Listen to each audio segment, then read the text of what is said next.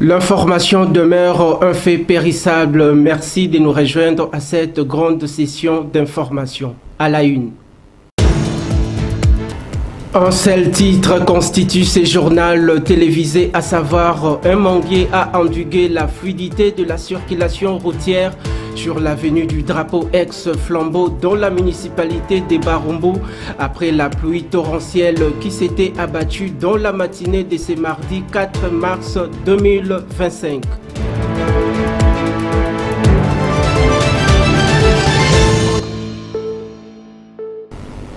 D'entrée DG, le président de la Chambre haute du Parlement, Jean-Michel Sama Lukonde, a effectué le lundi 3 mars dernier à Kolwezi, chef-lieu de la province du Lualaba, une visite d'inspection pour se rendre compte de l'état de l'accélération de la formation de jeunes patriotes congolais qui ont répondu vivement à l'appel de la mobilisation lancée par le commandant suprême des forces armées de la République démocratique du Congo et de la police nationale congolaise, Félix-Antoine Tshisekedi Tshilombo, pour défendre la patrie.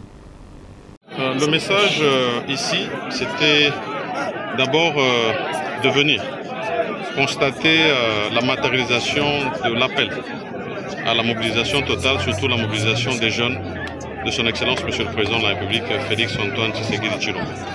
Après avoir eu des échanges avec toutes les couches de la société ici dans le Lualaba, nous avions pris l'engagement de venir visiter ce centre de recrutement pour voir les jeunes, ceux qui déjà ont pris la décision de s'engager dans l'armée pour défendre la patrie. Je suis venu donner un mot d'encouragement pour leur dire qu'il constitue notre fierté d'avoir répondu à cet appel et qu'ils doivent se considérer comme des modèles pour les autres jeunes. Ici dans le Lualaba comme partout en République démocratique du Congo. Et donc de la parole à l'acte, ici c'est palpable, c'est visible, nous sommes sur le site d'un silo où nous sommes avec ces recrues et le vœu est que très vite ils puissent rejoindre des centres de formation. Nous saluons aussi déjà tout l'engagement qui a été pris ici au niveau de la province, au niveau de l'accompagnement qui est fait de ces recrues. Et nous en appelons encore à plus de recrues ici dans ce centre, tout comme dans tous les autres ici en République démocratique. Nous allons poursuivre cet exercice à chaque fois avoir l'opportunité de visiter nos recrues pour les encourager et les accompagner. Donc nous voulons ici rassurer que cet appel de son Excellence Monsieur le Président de la République à la mobilisation générale face à la guerre et l'agression que nous avons est bien entendu. Dans un autre registre, la première ministre Judith Suminwa Tuluka a reçu en audience le lundi 3 mars dernier dans son cabinet de travail le représentant spécial de l'Union européenne pour la région du Grand Lac, John Bostrom, puisque c'est de lui qu'il s'agit.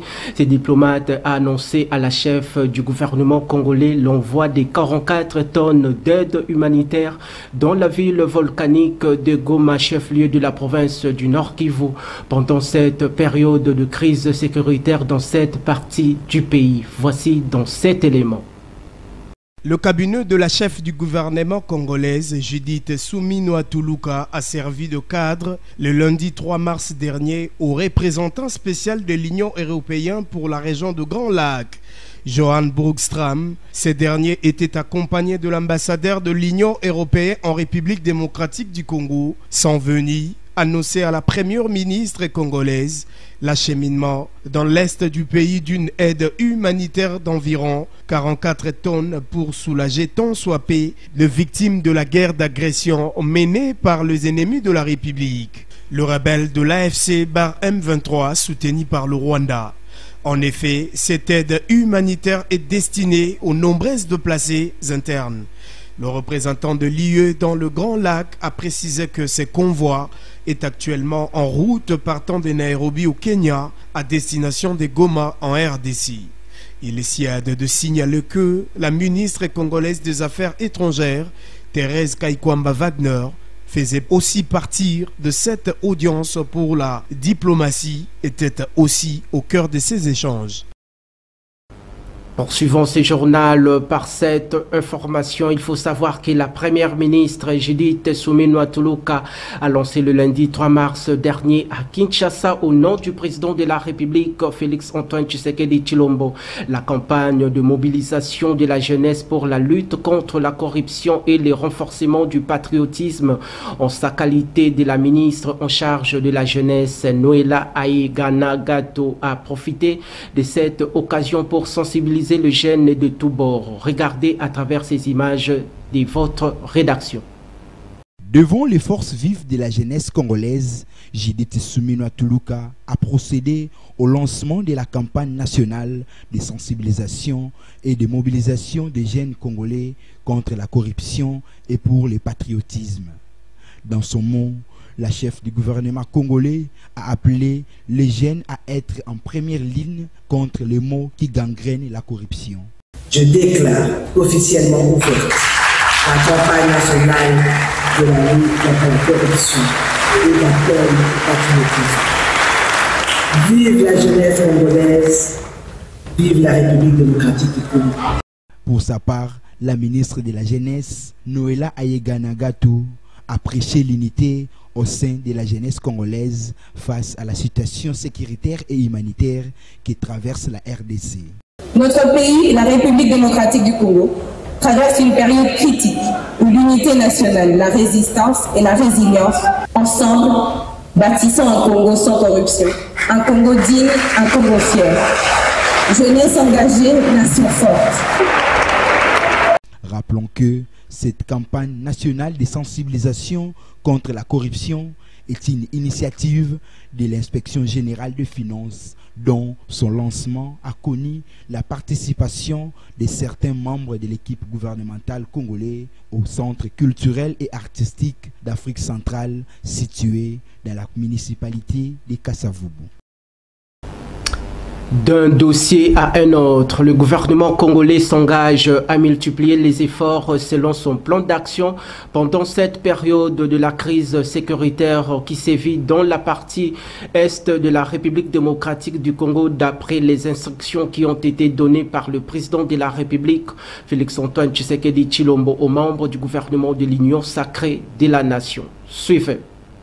C'est dans ces cadres que le président de la République, Félix Antoine Tshisekedi Tshilombo, a lors de sa communication à la 33e réunion du Conseil de ministres, demandé aux membres du gouvernement de lancer une forte mobilisation à ces sujets et à faire en sorte que ces atrocités ne restent pas impunies et que la voix du peuple congolais soit entendue partout à travers le monde.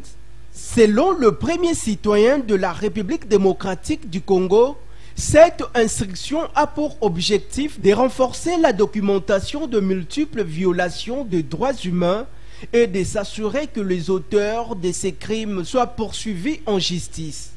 Sa visite à Kinshasa, capitale de la République démocratique du Congo, fait suite à une rencontre entre le président congolais Félix Antoine Tshisekedi Tshilombo et Karim Khan en marge de la conférence de Munich sur la sécurité. Kinshasa a toujours insisté sur la nécessité que la justice internationale soit active en RDC contre tous les criminels d'hier et d'aujourd'hui, relevant du mandat de la Cour pénale internationale, alors que des organisations de défense des droits humains dénoncent des crimes de guerre et des crimes contre l'humanité dans la région. Dans ces cadres, le déplacement du procureur de la Cour pénale internationale, Karim Khan, en République démocratique du Congo, intervient dans un contexte de tensions accrues, marqué par la prise de plusieurs localités par les rebelles du M23, notamment l'aéroport de Kavumu dans le sud Kivu. Kinshasa accuse Kigali de soutenir ces groupes armés et multiplie les appels aux sanctions contre le Rwanda, notamment auprès de l'Union européenne, Nations Unies et tant d'autres. Dossier lutte contre les croyances négatives et injustes dans l'espace Grand Kivu, parlons-en. Le patron de la territoriale, Jacquemin Chabani Loko, a reçu en audience le lundi 3 mars dernier dans son cabinet de travail le caucus des notables de l'espace Grand Kivu sur cette problématique précitée. Regardez. Les messages qui circulent sur les médias sociaux, les différents médias sociaux, ça a un impact sur le plan psychologique, sur le plan du mental de la population. Et nous sommes convaincus avec la lutte que mène, tant sur le plan politique, sur le plan diplomatique, nous serons à l'abri de tous ces événements-là et nous espérons très rapidement que l'autorité de l'État sera rétablie. Nous sommes ensemble dans la résistance et que nous devons toujours résister parce que pour nous, c'est la patrie ou la mort. Et donc, la résistance, nous devons la construire davantage avec nos frères et sœurs qui sont à Kinshasa et non commencer à nous stigmatiser. Nous sommes venus ici pour dire que le combat que subit aujourd'hui la RDC, c'est tous les fils et filles de la RDC qui sont concernés, des 4 zones linguistiques et dont nous faisons partie. Et nous venons ici à la rencontre du VPM pour lui dire que c'est le moment ici de manifester notre solidarité, notre unité. Et nous, c'est le message que nous lançons à nos frères qui sont sous le territoire occupé pour dire que nous sommes ensemble. Abordons les questions sécuritaires dans l'Est de la République démocratique du Congo. Le Canada a annoncé le lundi 3 mars dernier une série de sanctions contre le Rwanda en réponse à son implication dans les conflits de la partie orientale de la République démocratique du Congo, dénonçant par ailleurs une violation flagrante de la souveraineté congolaise. Suivez. Dans un communiqué conjoint, la ministre des Affaires étrangères, Mélanie Joly, le ministre du Développement international, Ahmed Hussein, et la ministre de la Promotion des exportations, Marie-Anne J, ont condamné dans les termes le plus fermes la progression du mouvement du M23 qui a récemment pris le contrôle de plusieurs zones, dont les villes de Goma et celle de Bukavu. En réaction aux actions du Rwanda, Ottawa a décidé de suspendre l'octroi de permis pour l'exportation de biens et technologies contrôlés vers Kigali, de mettre un terme aux nouvelles initiatives commerciales entre les deux gouvernements et de restreindre son soutien aux entreprises privées engagées dans des activités économiques avec le Rwanda. Dans ce cadre, le Canada a également annoncé qu'il réévaluerait sa participation aux événements internationaux organisés par le Rwanda et aux propositions de Kigali visant à accueillir de futures rencontres internationales. Par ailleurs, le haut-commissaire rwandais au Canada a été convoqué par Affaires mondiales Canada afin d'être informé de la position canadienne et des mesures prises.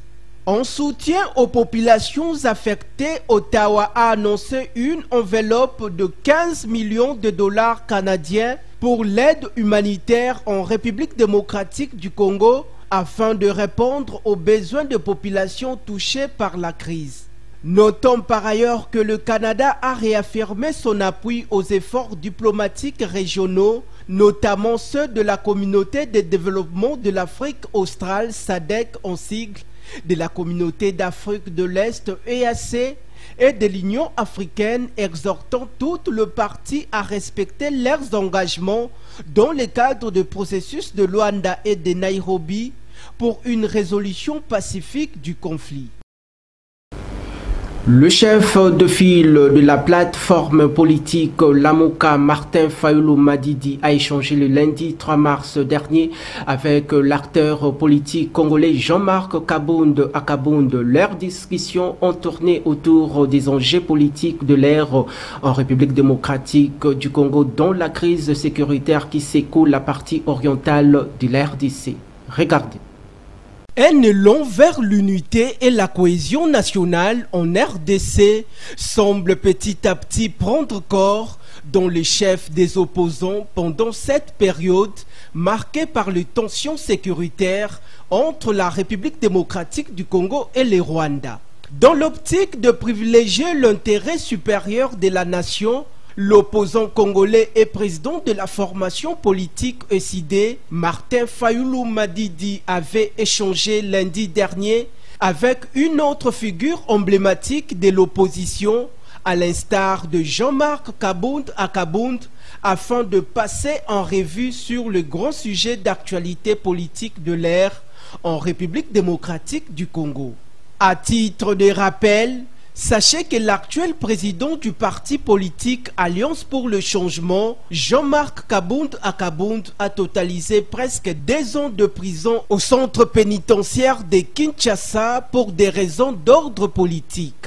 Notons par ailleurs que c'est depuis un certain temps que ce leader de la résistance politique congolaise, Martin Fayulu Madidi, avait initié une démarche, celle de l'appel à l'unité et à la cohésion nationale pour faire face contre toutes les attaques et puissances négatives étrangères.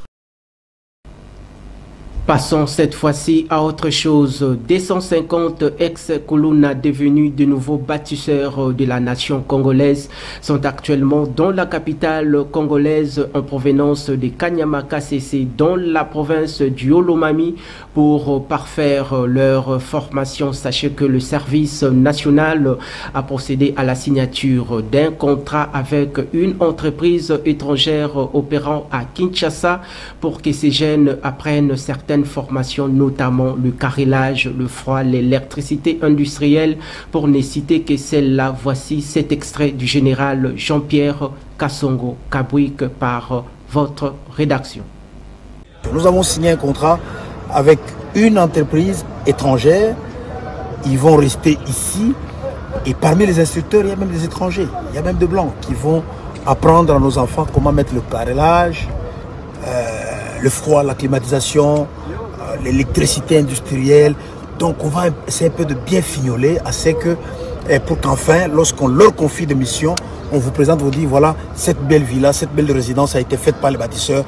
Peut-être vous n'y croirez pas. Le pays est vaste, nous sommes tous Congolais. C'est pour qu'on arrive enfin à extirper de la tête de nos jeunes le fait que non, moi je suis né à Lubumbashi, je suis Katangé, point barre. Non, le pays est vaste. Tu es né au Katanga, tu es Katangé, mais partout c'est chez toi. Tu es né à Kinshasa, tu es né au Kasaï, partout c'est chez toi. Si notre jeunesse n'est pas préparée à cela, nous avons vraiment besoin de faire ce brassage national. Il n'y a pas de stigmatisation, il n'y a pas de tribalisme, il n'y a pas de régionalisme au service national comme le mot l'indique. La deuxième unité spéciale va être déployée dans le Lualaba.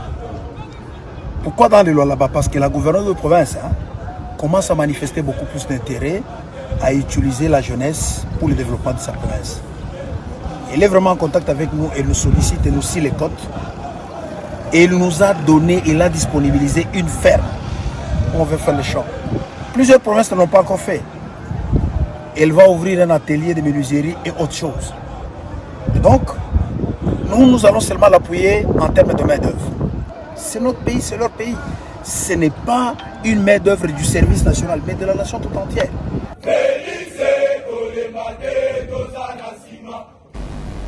Rendons-nous cette fois-ci dans l'espace Grand Kasaï. Retenez que les travailleurs de la société Ennui Congo d'investissement minier du Kasaï oriental, SACIM en sigle, sont descendus dans la rue le lundi 3 mars passé dans la ville de Mbujimayi, chef-lieu de la province du Kasaï oriental. Objectif, exprimer leur colère face à la crise actuelle qui traverse le pays. Les détails dans ces commentaires de votre rédaction.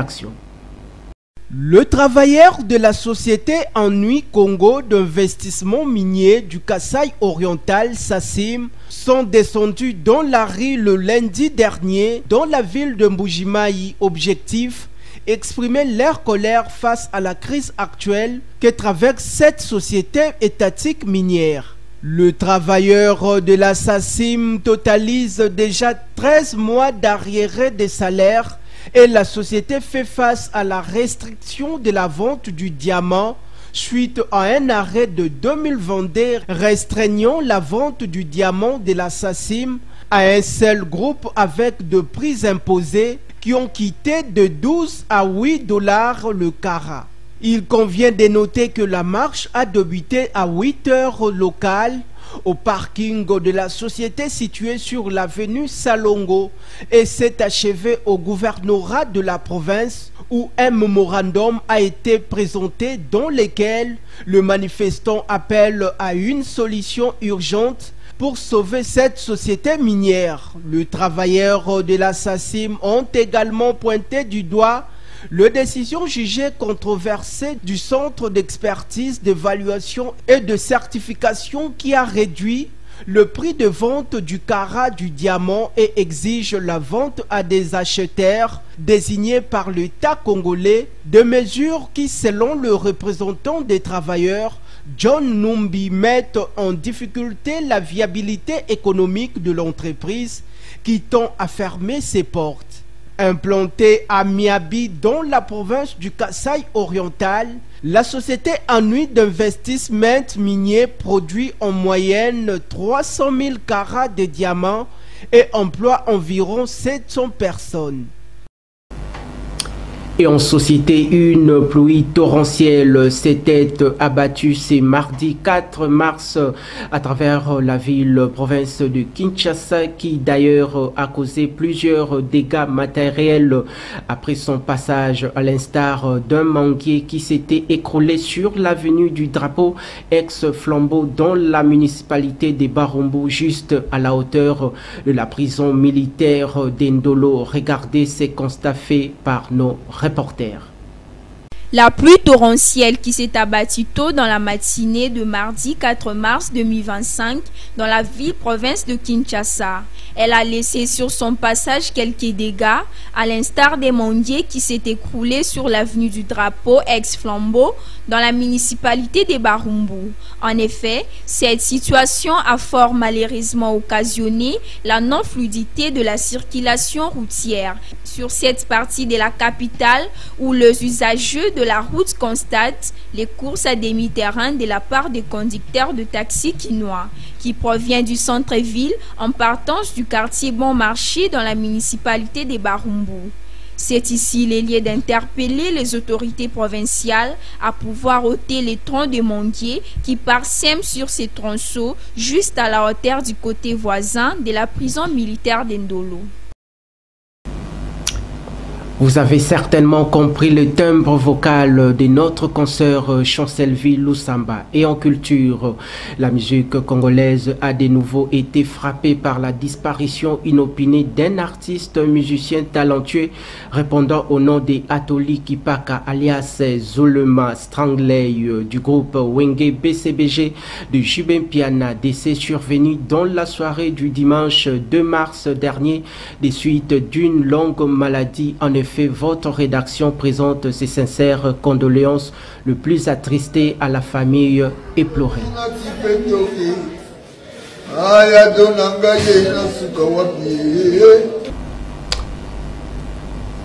Parlons cette fois-ci de valeurs nutritives. Que savez-vous de la carotte? Découvrons ensemble à travers ce que la rédaction vous propose. Suivez.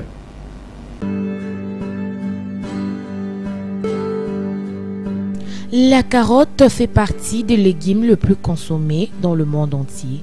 Pour cause, sa saveur douce et sucrée se prête à toutes les associations en cuisine et séduit le petit comme le grand. Ce succès est une excellente nouvelle puisque le profil nutrition de la carotte est remarquable et unique. Elle regorge des vitamines et des minéraux essentiels pour la santé, parmi lesquels nous pouvons citer la vitamine A, vitamine B6, vitamine K, vitamine BD, vitamine C, vitamine E, le fer, le phosphore, le potassium. La couleur foncée de la carotte provient de ses très nombreux pigments.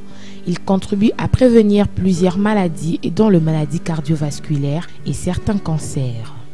Son jus améliore la capacité antioxydant et les taux de vitamine E dans le sang en plus de diminuer les cholestérols et les triglycérides du foie et dans le sang.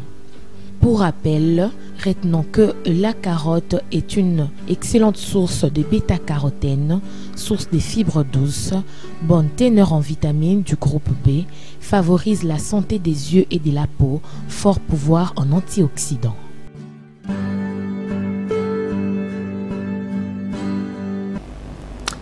Retenez ceci pour la météo demain, le mercredi 5 mars 2025. Dans la matinée, dans la ville-province de Kinshasa, il faudra vous équiper en conséquence pour affronter la pluie.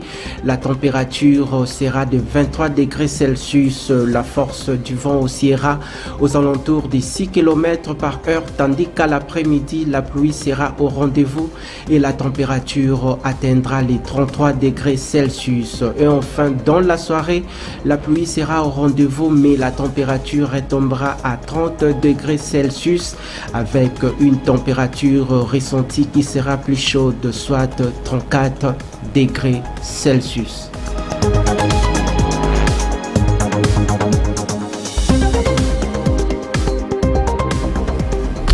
Bouclons cette grande session d'information par la lecture des journaux parus ce mardi 4 mars 2025 dans la ville-province de Kinshasa. Suivez cette revue de presse sous le timbre vocal d'Espoir Kinamvidi.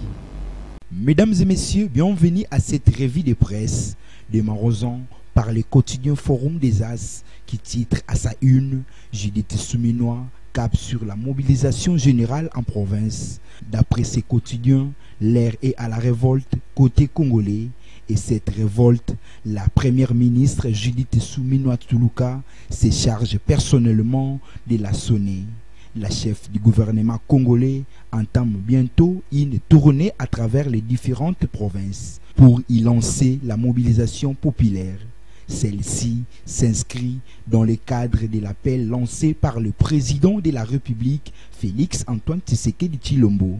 Pour sa part, la tempête des tropiques nous informe que la rentrée parlementaire de mars s'annonce explosive.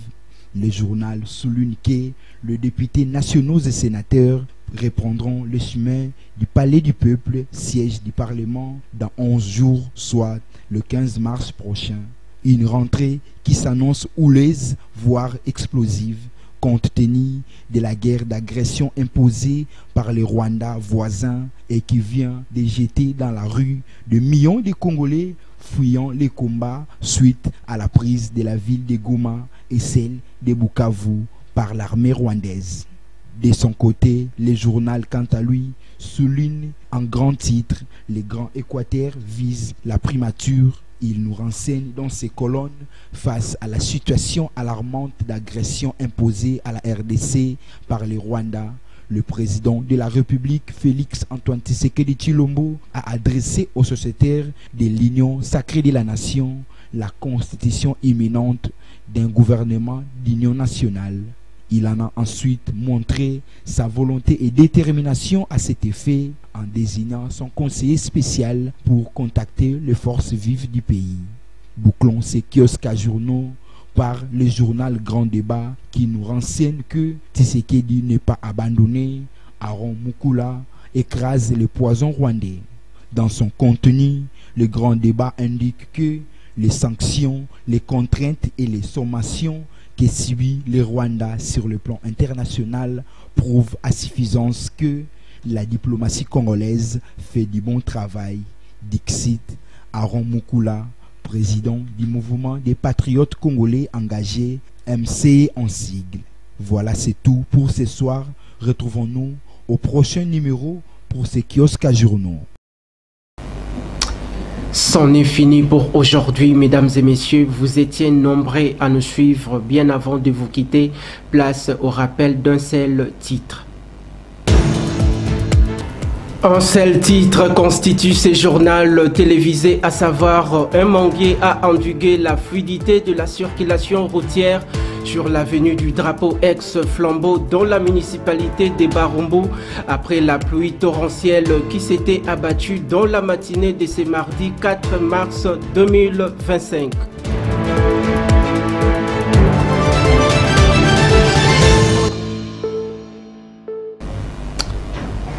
Tout le média congolais, engageons-nous dans la même dynamique pendant cette période de la crise sécuritaire pour mutualiser nos efforts en vue de rendre réel et effectif le front médiatique dans le but de défendre la patrie à travers nos plumes. Merci infiniment de votre attention soutenue. D'ici là, portez-vous bien, que la paix de Dieu demeure sur l'ensemble du territoire national. Je vous retrouve prochainement avec la même ardeur. Au revoir et à la prochaine.